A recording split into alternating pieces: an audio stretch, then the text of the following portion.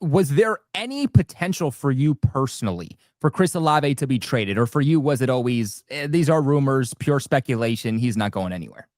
Well, at first I thought that there was, a little bit of fire with the smoke, but Yeah. when I seen an interview of him in the locker room, he kind of slipped up and said that they were having conversations, or he was having conversations with the front office.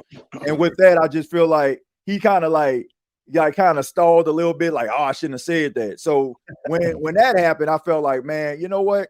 They probably talking about, a contract extension or something like that. Because I mean, despite the fact that I believe that Chris Olave is not a number one, the New Orleans Saints look at their players completely different. I mean, and this is a guy that they drafted in the first round and they still value very highly. So when that happened, I was like, I don't think that's going to happen. At the beginning of the season, though, like that had merit. Like the whole conversation with the Pittsburgh Steelers, that had merit. I heard that personally from somebody within the Steelers organization.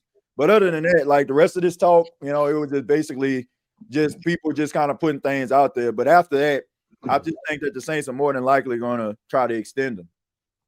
Yeah, it makes a whole lot of sense now, especially with Shaheed out of the picture. I agree with the trade because more than likely you're not going to re-sign Rashid Shaheed. And, Rashid Shaheed was also an undrafted rookie. The Saints took a flyer on him.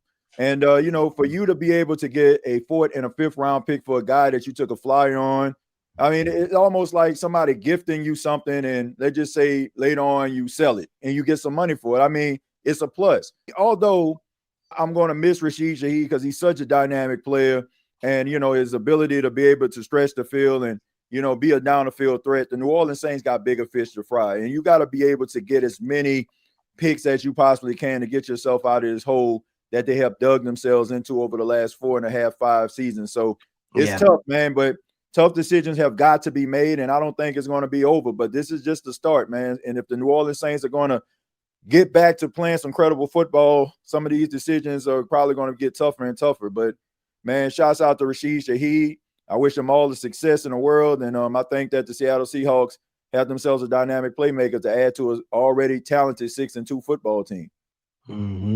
Clear winners in that trade in my book. NFC South Roundtable, a weekly live show featuring top-tier insight and analysis on all things NFC South.